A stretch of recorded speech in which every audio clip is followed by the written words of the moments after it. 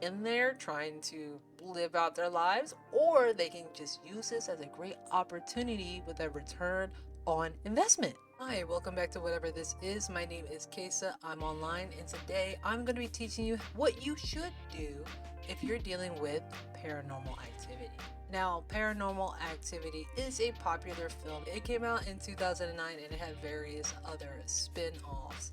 And I never actually sat down and watched it yet again, a series that I haven't watched it because I got a good idea of what's happening. People are recording the weird stuff that goes on, almost as if they're recording the paranormal activity. But I am straying away from trying to solve the problems, supposedly, or how to defeat the paranormal activity, because I feel like this is something that you don't necessarily want to defeat. I'm actually going to stray away and look at this as a good thing. But first thing I'm going to do is I'm going to read the description of paranormal activity just so you can get a good idea of what the film is about, just so we can add some context what to conceptualize, because that's what I do here. I take the general concept and then I just start making stuff up to see like how I would approach it just based on the context itself. So soon after moving into a suburban tract home, Katie Featherston, and Micah Sloat, became increasingly disturbed by what appears to be a supernatural presence. Hoping to capture evidence of it on film, they set up video cameras in the house but are not prepared for the terrifying events that follow. The house got a little weird. Things were out of place. Things had a presence that was not able to be explained. So they start taking footage, they start recording, which, as you do, you might as well start recording. Personally, the first thing I wouldn't do is start recording. I actually probably would either just pretend like it's not there or maybe even just move out entirely. But in this economy, you may not be able to just move out, which is why I think this isn't something that you have to necessarily survive, but you have to spin it to your favor. See, the great thing about technology these days, and in the past as well, 2009 is after the creation of YouTube, okay? I think YouTube has been around since 2005, at least some sort of popularity in that case. So 2009 is definitely a great case for what I'm about to present, which is taking all of the footage and putting it online. But what you do with that is that you create an entire saga. Of course, you're documenting the things that happen, but just like in the film, you're doing it in a way of a form of entertainment. Whether or not people believe it's actually happening kind of doesn't matter, because the sensation is of the entertainment. And back in 2009, where a lot of this stuff was happening, things such as ghost hunters and all those type of reality shows, reality was quite popular. So I propose this plan. If you're ever in the scenario of paranormal activity, of course, dig out the house with cameras. But the next thing is to turn it into a reality TV show. You may even want to encourage the paranormal activity. And the best way to do it is to turn your house into an Airbnb. Yep, we're turning this into a whole business. So you set up as an Airbnb and you rent it out to people, only those who either will not believe in the paranormal activity or truly believe in it wholeheartedly. So you must turn your house into the paranormal activity house, and then you have to have people go in there both unknowingly and knowingly to see if there's any sort of comparison. Now, the people who go in knowingly, they're probably going to be the ones that make you the most money by the end of the day, because they're going to be looking for a problem.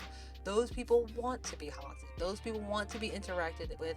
And we all know ghosts and spirits only want to interact with people who don't want to be messed with. The main people you want going into this Airbnb are the ones who are not going to know about it.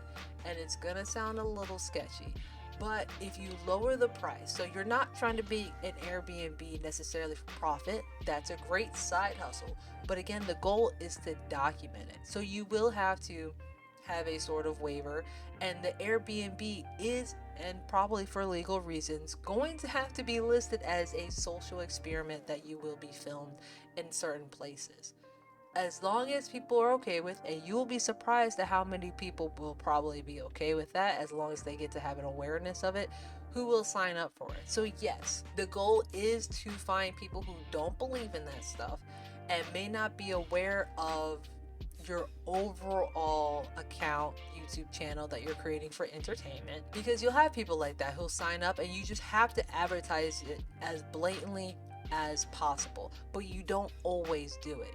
You only do it, let's say, record a couple of months worth of paranormal activity that happens to you, and you don't roll it all out at once.